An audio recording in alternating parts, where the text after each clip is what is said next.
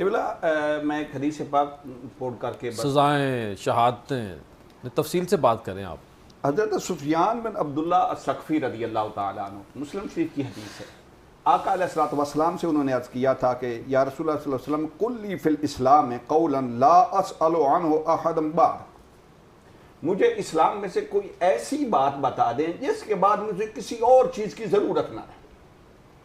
تو آپ نے فرمایا قل آمنت باللہ ثم استقم، بس اتنا کہہ دے اللہ پر ایمان لایا اور پھر اس پر اتنا ڈٹ جا کہ پھر دنیا ادھر سے ادھر ہو جائے، تیرے پاؤں میں لغزش نہ آئے۔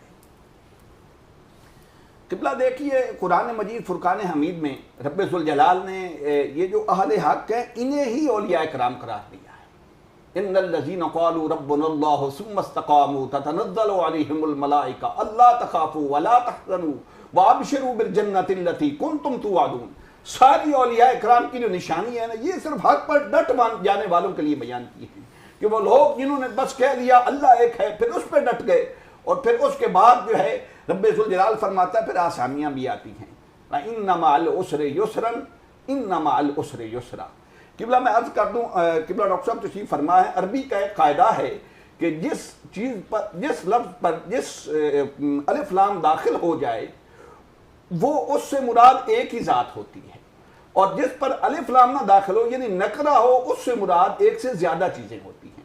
رب ذوالجلال نے قرآن میں 2 بار ارشاد فرمایا ایک ہی آیت کریمہ کے ساتھ 2 بار، فَإِنَّ مَعَ الْعُسْرِ يُسْرًا إِنَّ مَعَ الْعُسْرِ يُسْرًا۔ مشکلات آئیں گی لیکن مزید مشکل تکلیف کے ایک طور ہوگی، پہ آسانیاں 2 دوں گا۔ تو مشکل پر کار بند تو رہو، مشکل ایک ہوگی تو میں آسانیاں میں 2 عطا کروں گا۔ اور دیکھیے امام اعظم ابو حنیفہ رضی اللہ تعالی عنہ، آپ پر کیا کیا مصائب نہیں ڈالے گئے، آپ کو جیل میں بند رکھا گیا، صحبتیں دی گئیں، امام علی نقی علیہ السلام کو سامرہ میں قید کر کے رکھا گیا۔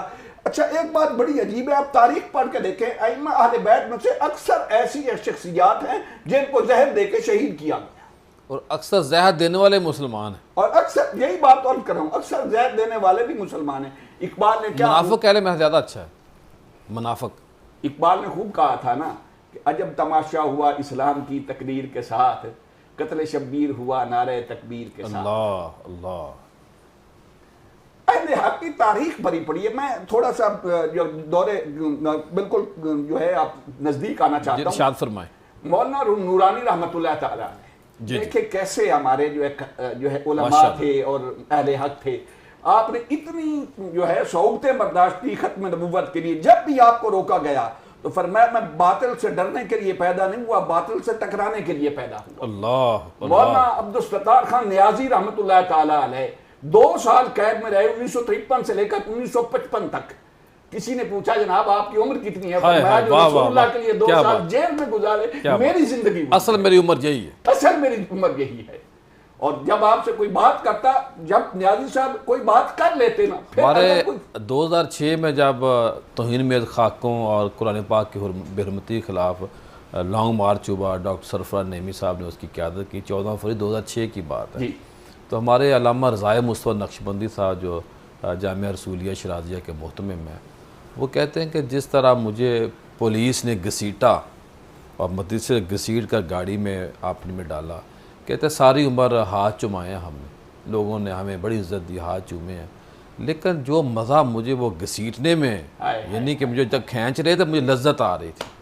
تو عشق کا تو یہ معاملہ بظاہر بندے کو لگتا ہے کہ وہ مصیبت ہے، لیکن آگے جو ہے آگ گلزار بن جاتی ہے، آگ برف بن جاتی ہے۔ اصل میں بات یہ وہ پنجابی کا ایک جملہ ہے کہ عشق کم نہیں بزدلاں دا ایک کم جوان مرداں دا ہی۔ عشق جو ہے یہ تو جوان لوگوں کا کام ہوتا ہے۔ نیازی صاحب جب کوئی بات کرتا فرماتے جو میں حق کے لیے قدم اٹھا لوں پھر پیچھے نہیں ہٹاتا، اور رب ذوالجلال نے قرآن میں اسی طرف اشارہ فرمایا وَلَا تَكُونُوا كَالَّتِي نَقَضَتْ غَزْلَهَا مِن بَعْدِ قُوَّةٍ أَنْكَاثًا۔ قرآن نے کتنی خوبصورت بات کی، فرمایا اس عورت کی طرح جو چرخے پہ سوت کاٹ لیتی ہے اور پھر اس کے ٹکڑے ٹکڑے کر دیتی ہے، اس کو کاٹ دیتی ہے، اس طرح نہ ہو۔ صحیح ہو گیا۔